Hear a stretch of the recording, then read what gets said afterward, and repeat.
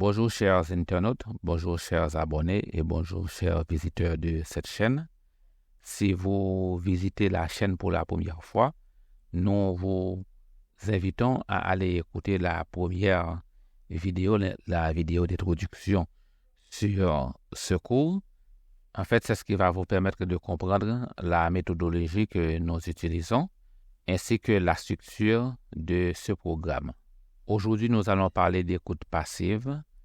Bien entendu, durant l'exposé d'introduction, nous vous avions donné un aperçu de ce cours ainsi que les raisons de la méthode audiophonétique que nous utilisons. Maintenant, pour ce cours d'écoute passive, vous avez besoin de 3 documents. Bien entendu, si vous allez sur notre site viasolem.com, alors le site est écrit dans la partie de la description de cette vidéo. Donc, vous avez besoin d'abord de votre curriculum. Pour y avoir accès, vous n'avez qu'à aller sur le site de viasolem.com, sur la page du cours anglais public. Et puis, à partir de là, si vous cliquez sur le lien de la première session, donc là, vous allez voir le curriculum pour cette session. Le deuxième document que vous avez besoin est le document titré « Ressources pour écoute passive ». Alors, pour le trouver, vous allez dans la page de cours anglais public, puis un peu plus bas, vous allez voir le lien titré « Ressources pour écoute passive ». Alors, vous pouvez écrire le document où vous allez voir le tableau. Alors, nous vous l'avions déjà mentionné lors du tour que nous vous avions donné dans le premier exposé. Le troisième document que vous avez besoin pour ce cours est le journal d'écoute passive. Alors là encore, si vous naviguez un peu plus bas sur la même page, vous allez voir le lien pour le journal d'écoute passive. Donc, vous pouvez cliquer là-dessus et laisser ce document ouvert ainsi que les 2 autres documents desquels nous avions parlé. Alors, si vous tirez votre curriculum, nous sommes au 2e jour où vous êtes en train d'écouter l'exposé sur l'écoute passive. Ceci veut dire qu'après avoir écouté l'exposé, vous pouvez écrire la date ici. Alors, nous espérons que vous avez déjà fait votre journal des cours, ainsi que vous avez fait votre horaire aussi d'études et dans un calendrier. Donc, après avoir écouté cet exposé, vous allez pouvoir faire votre journal d'écoute passive. À présent, rentrons dans le vif du sujet. Alors, nous vous encourageons vivement de le faire parce que si en écoutant, vous prenez des notes, ça vous aidera à mieux vous concentrer pour une chose. Et deuxièmement, vous pouvez consulter vos notes par la suite lorsque vous allez faire les activités mentionnées. Naturellement, prendre des notes ne veut pas dire que vous devrez tout écrire, mais plutôt, vous pouvez écrire quelques idées intéressantes dont vous allez vous servir par la suite. Bien entendu, dans notre système de secours, nous laissons dérouler sur l'écran les idées essentielles. C'est comme une sorte de plan de cours où les idées qu'on discute sont mentionnées ici à l'écran. Alors, vous pouvez vous en servir aussi pour prendre des notes. Alors, il faut dire aussi que si au moment où vous écoutez cet exposé, ce n'est pas encore fait, nous projetons en fait d'écrire toutes ces idées-là dans des livres à vendre séparément. Maintenant, pour retourner dans le vif du sujet, d'abord, voyons pourquoi il est essentiel de faire l'écoute passive. Alors, il faut dire que c'est une idée, ou plutôt c'est une activité qui est essentielle de faire non seulement par rapport à l'apprentissage de l'anglais, mais c'est par rapport à l'apprentissage de quelle que soit la langue parce que l'écoute passive vous permettrait de vous familiariser avec le parler de la langue. Donc, l'écoute passive vous permet d'entendre comment les natifs de cette langue parlent la langue en question. Alors, la difficulté qu'on rencontre ou que rencontrent ceux qui apprennent une langue, c'est le fait de ne pas pouvoir entendre les natifs de cette langue parce qu'ils estiment qu'ils parlent trop vite. Alors, si nous appliquons cette idée dans le cas des apprenants anglophones, dans le cas des apprenants plutôt de l'anglais, donc c'est-à-dire, quand vous apprenez l'anglais, vous allez Et peut-être que vous estimez que vous ne pouvez pas entendre les anglophones lorsqu'ils parlent parce qu'ils parlent à un débit trop rapide pour vous. Alors, il faut dire que pour quelle que soit la langue, et si nous l'appliquons dans le cas de l'anglais, les anglophones ne parlent pas l'anglais plus vite que les francophones parlent le français. Tout le monde parle dans son débit normal. Alors, le problème, c'est que vos oreilles ou votre ouïe n'est pas encore habitué à la langue suffisamment pour identifier tout ce qu'on dit à cette vitesse normale. Par conséquent, pour pouvoir y arriver, votre ouïe ou vos oreilles a besoin de se familiariser avec les conversations courantes de la langue dans les situations normales, c'est-à-dire dans les circonstances dans lesquelles les anglophones parlent leur langue à leur débit normal. Quand vous vous y êtes exposé à cela, graduellement et inconsciemment, vous allez vous habituer avec les mots et vous allez remarquer que avec le temps, vous allez pouvoir tout entendre comme lorsque vous entendez quelque chose dans votre langue maternelle. Maintenant, définissons l'écoute passive. Qu'est-ce que l'écoute passive? L'écoute passive, c'est le fait d'écouter des contenus audio sans y prêter attention pendant que vous vous occupiez à une autre activité. Ceci veut dire que dans le cadre de l'écoute passive, lorsque vous écoutez les contenus audio en anglais, vous ne devez pas y prêter attention. Donc, c'est le fait de vous exposer à un environnement dans lequel l'anglais est parlé autour de vous. Donc, c'est ce que vous faites, n'est-ce pas? Donc, si vous allez prêter attention, alors à ce moment-là, ce ne serait pas l'écoute passive, ce serait plutôt une autre forme d'écoute, c'est-à-dire l'écoute active. Et si vous allez aussi essayer de comprendre ce qui est dit, essayer de déterminer quels mots on utilise, à ce moment-là, ce serait extrêmement fatigant pour l'esprit. C'est comme quelqu'un qui n'est pas athlète et qui pense qu'il peut faire les mêmes mouvements d'un athlète, alors qu'est-ce qui va se passer? Il va se briser les muscles. C'est une chose pareille quand il s'agit d'écoute. Alors, votre cerveau doit s'habituer d'abord à entendre la langue dans des situations normales et graduellement, vous vous adapterez au son de la langue et vous finirez par tout entendre. Maintenant, parlons des sources que vous pouvez utiliser pour faire cet exercice. D'abord, il y a les stations de radio. Donc, si vous vivez dans un pays anglophone, donc ce serait très facile dans le sens que vous pouvez brancher des stations de radio et des chaînes de télévision et les laisser jouer autour de vous pendant que vous vous occupiez à d'autres activités. Donc, naturellement, ce serait mieux si vous choisissez, bien entendu, ce type d'exercice doit se faire avec des émissions de conversation au lieu de la musique. Donc, c'est la même chose pour les chaînes de télévision. Donc, au lieu d'écouter la musique, parce que, en fait, ce serait plus facile de dire que vous allez écouter de la musique anglaise, mais ça ne va pas nécessairement vous aider dans ce domaine. Et nous allons élaborer sur ce point un peu dans quelques instants. Et maintenant, si vous ne vivez pas dans un pays anglophone, il y a les chaînes de médias sociaux telles que YouTube que vous pouvez utiliser en ce sens. Mais il faut dire aussi que, étant donné que par satellite, il y a beaucoup de stations de télévision anglaises et même de stations de radio qui sont disponibles à travers le monde. Alors, si vous y avez accès, vous pouvez en profiter pour faire de l'écoute passive. Maintenant, il y a aussi des chaînes de radio diffusées sur Internet qui peuvent aider en ce sens. Il y a aussi les émissions en podcast. Alors, les émissions en podcast sont des émissions audiophoniques. C'est comme si on entendait la radio, mais sauf que ces contenus-là sont plutôt sur Internet. Il y a aussi les films ou séries télévisées que vous pouvez utiliser en ce sens. Il y a aussi des applications de stations de radio que vous pouvez utiliser pour faire de l'écoute passive. Alors, revenons sur le fait de ne pas utiliser de la musique pour faire cet exercice. C'est plutôt parce que le langage des chansons n'est pas un langage de tous les jours.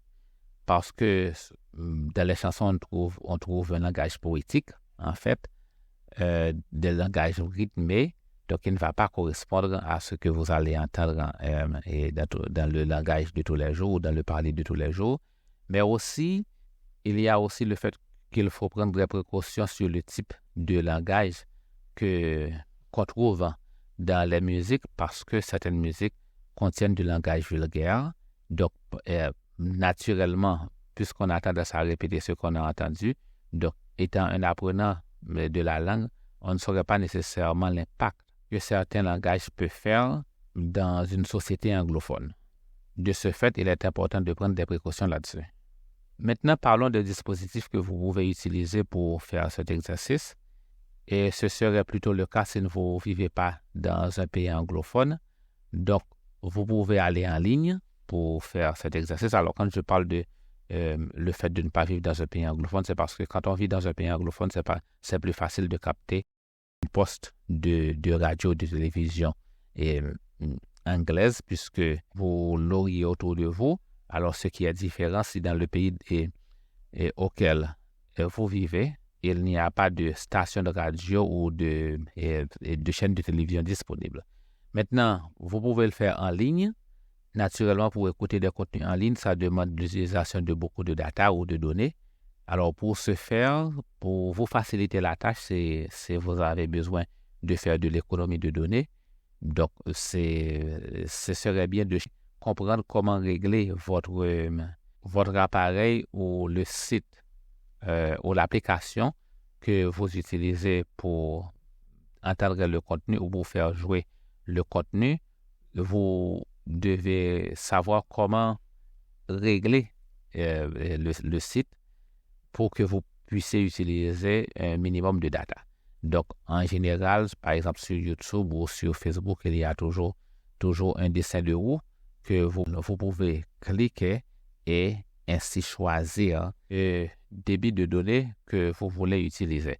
Bien entendu, quand on choisit un débit de données plus bas, ça va affecter la qualité de l'image, mais ça va utiliser moins de données. Mais si vous choisissez un débit de données plus élevé, tel que 780 ou au-delà de cela, naturellement, on va avoir de meilleures qualités d'image, mais ça va consommer plus de données. Alors, donc, si vous ne pouvez pas le faire, peut-être que quelqu'un dans votre entourage peut vous aider en ce sens. Mais le fait que vous saviez que vous avez ce choix peut vous aider à faire de l'économie de données, surtout si vous en avez besoin. Maintenant, il y a aussi une façon d'utiliser ces contenus hors ligne.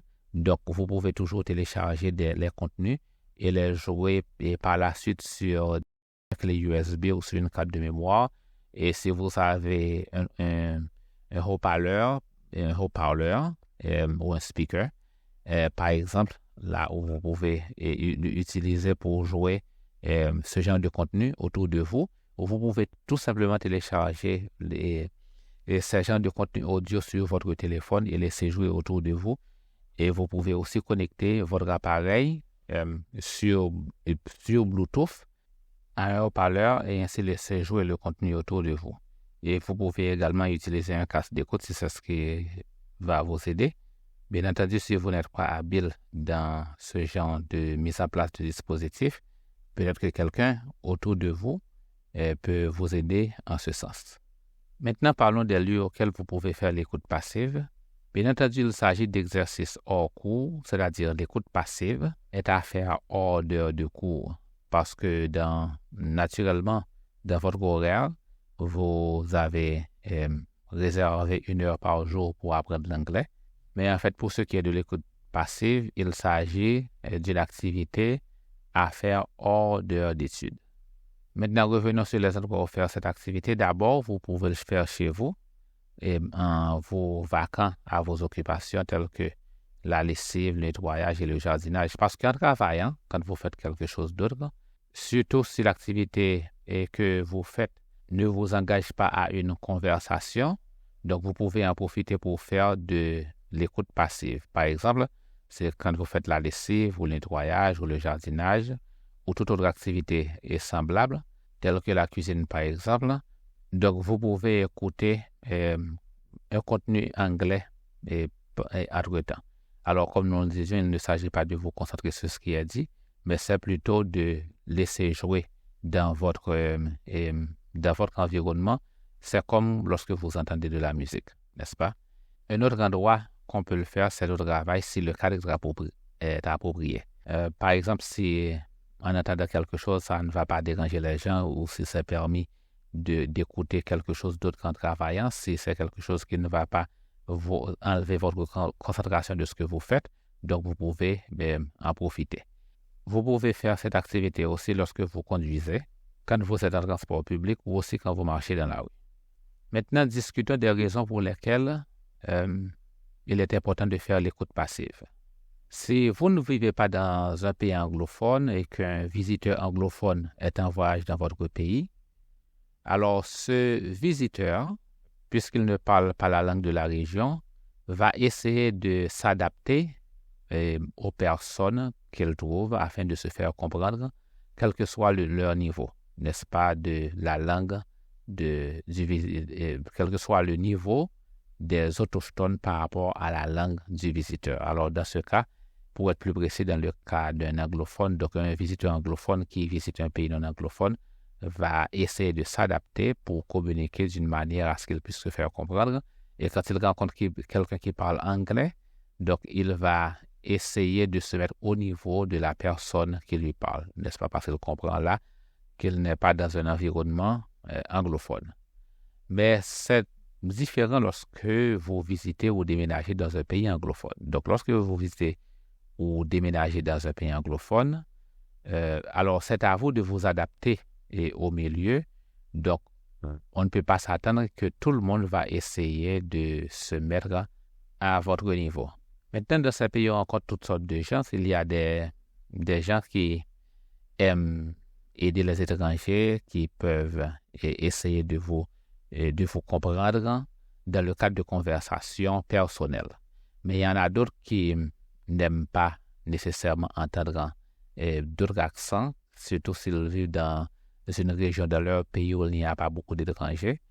Un cas même étonnant, c'est le fait qu'il y a des anglophones, par exemple, et prenons le cas d'anglophones nord-américains, par exemple, qui auraient des problèmes avec des accents d'autres anglophones qui ne sont pas de leur pays, parce que tout simplement l'accent pourrait être différent. Donc, si on prend le cas, par exemple, d'un anglophone nord-américain qui ne comprend pas nécessairement l'accent jamaïcain, donc il ne se sent pas à l'aise de communiquer avec un Jamaïcain pour cette raison.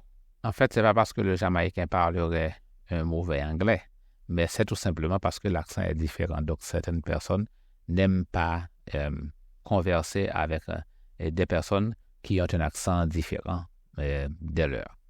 Mais le point est qu'on peut toujours essayer de s'en sortir dans les situations de conversation personnelle. En fait, cela dépend de son interlocuteur. Mais ça pourrait être plus difficile à s'en sortir quand on est dans des contextes collectifs. Par exemple, si on est en salle de classe, on prend une formation.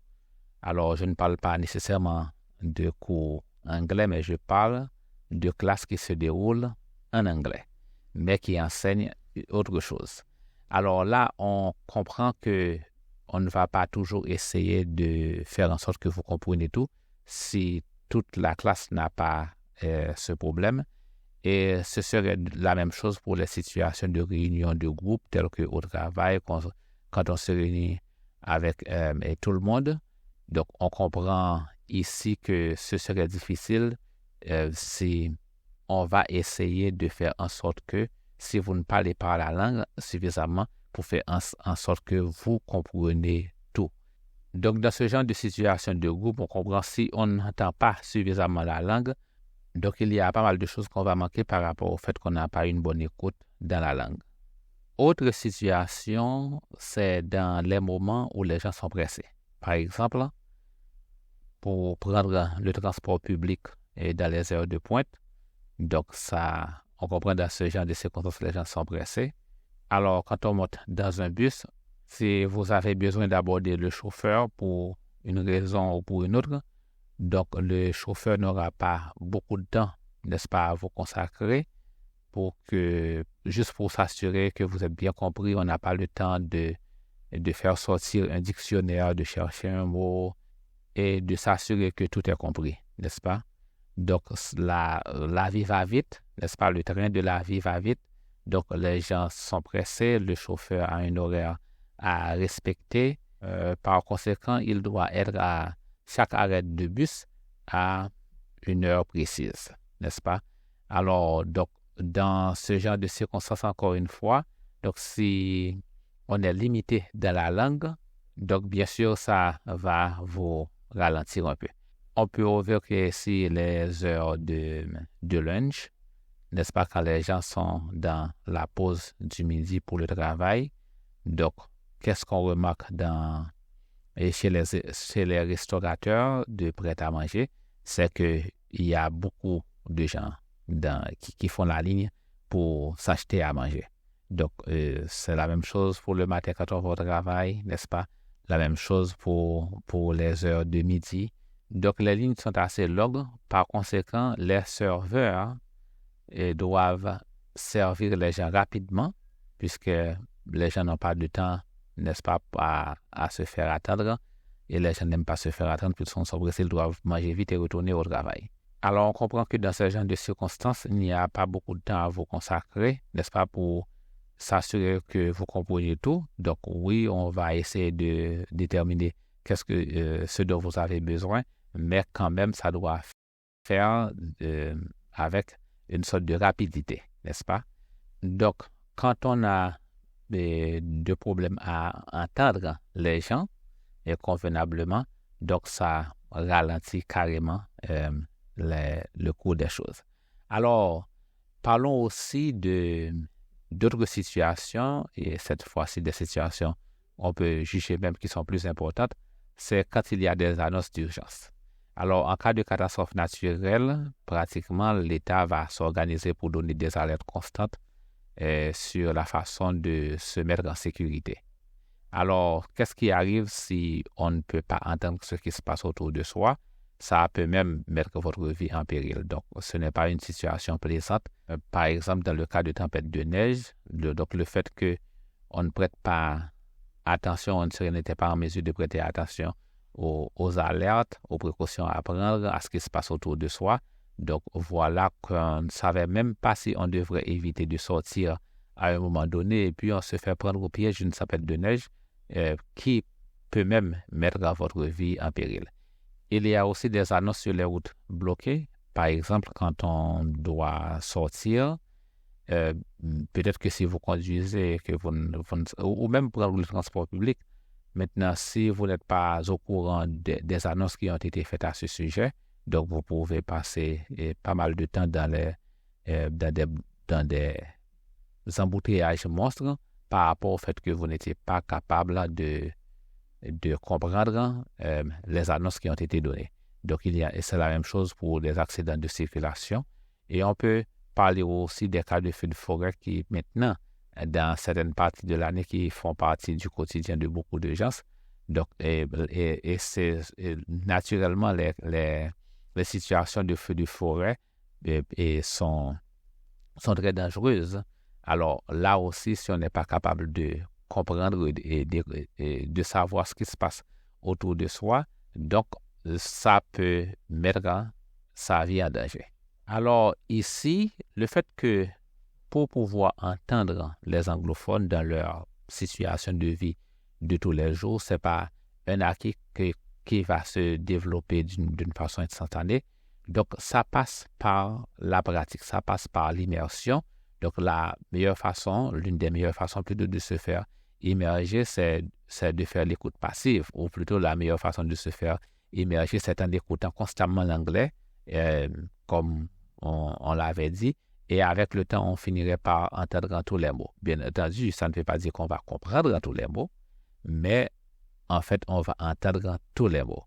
Alors, donc, dans ce cas, nous avions parlé des situations qui peuvent vous aider en ce sens, telles que dans les situations de conversation personnelle, dans les situations de conversation de groupe, dans les réunions de groupe surtout, et en cas de catastrophe naturelle. Alors, il faut dire que quand on est étranger et qu'on visite un pays ou si on vit dans un pays en tant qu'étranger et qu'on ne parle pas suffisamment la langue, quand on va acheter au magasin, donc normalement on va tout faire pour qu'on puisse prendre l'argent de vous, n'est-ce pas? Parce que c'est leur travail. Donc vous êtes un client, vous allez avoir l'attention d'un client. Maintenant, c'est différent quand vous êtes dans le cas opposé, c'est-à-dire si vous n'êtes plus le client maintenant, donc vous êtes le vendeur, mais qu'est-ce qu'un client qui ne vous comprend pas va faire? Il va passer à quelqu'un qui le comprend. Donc c'est assez simple. Donc alors tout ça pour vous montrer l'importance de pouvoir bien entendre et pouvoir bien communiquer, et pour pouvoir bien entendre, ça passe par l'écoute. À présent, je vous invite à attirer le document titré Journal d'écoute passive. Là, vous allez voir comment tenir un journal d'écoute passive afin de pouvoir suivre votre progrès en ce sens. Alors, dès le début de l'exposé, nous vous avons expliqué comment tirer ce journal. Si vous allez dans la page de notre site web, viasolem.com, dans la page de cours d'anglais public, alors là, vous allez voir le lien sur l'écoute, sur le journal d'écoute passive. Alors, donc, il y a 3 colonnes. Dans la colonne de date, donc vous pouvez mettre la date ici, mais c'est une activité à faire chaque jour, n'est-ce pas? Autant que vous le pouvez, chaque jour. Maintenant, ici, quand il s'agit de contenu, c'est plutôt la source de contenu que vous utilisez, peut-être, ou le type d'émission que vous avez entendu, ou la chaîne de télévision que vous regardez. C'est juste pour avoir une idée de ce que vous faites et de quel genre de contenu plutôt vous vous servez pour faire cette activité. Et ici, à la colonne nombre d'heures, c'est plutôt approximatif dans le sens que peut-être que vous vous levez le matin en vous préparant pour aller au travail, donc vous avez pu consacrer 1 heure de temps à l'écoute passive. Peut-être qu'un peu plus tard, alors vous avez pu consacrer quelques 3 heures de temps à faire cette activité. Et un peu plus tard dans la soirée, peut-être en faisant de la lessive, vous aviez pu faire des exercices d'écoute passive. Alors là, ça peut donner approximativement 6 heures de temps, n'est-ce pas? Alors c'est ce que nous voulons dire par là, ce n'est pas 2 minutes exactes, n'est-ce pas? Il ne s'agit pas de cela, mais en tenant un journal, donc après 1 semaine, 2 semaines, après 1 mois, vous pouvez toujours analyser votre journal et de voir est-ce qu'il y a quelque chose ici que vous pouvez améliorer. Mais alors, le nombre d'heures suggérées pour faire l'écoute passive, c'est environ 8 heures de temps par jour, parce qu'en fait, pour avoir de meilleurs résultats, donc on a besoin d'y consacrer plusieurs heures par jour. Mais si on consacre un minimum d'heures, comme 1 ou 2 heures de temps par jour, ça va prendre beaucoup de temps pour avoir les résultats souhaités. Maintenant, laissez-nous vous référer au document ressources pour écoute passive que nous vous avez demandé d'ouvrir au début de cet exposé. Alors, vous pouvez prendre le temps de parcourir ce document, de parcourir les liens. Bien entendu, au fur et à mesure, nous allons ajouter beaucoup plus de contenu dans ce document, mais c'est de vous donner les liens sur lesquels vous utilisez, pour faire de l'écoute passive.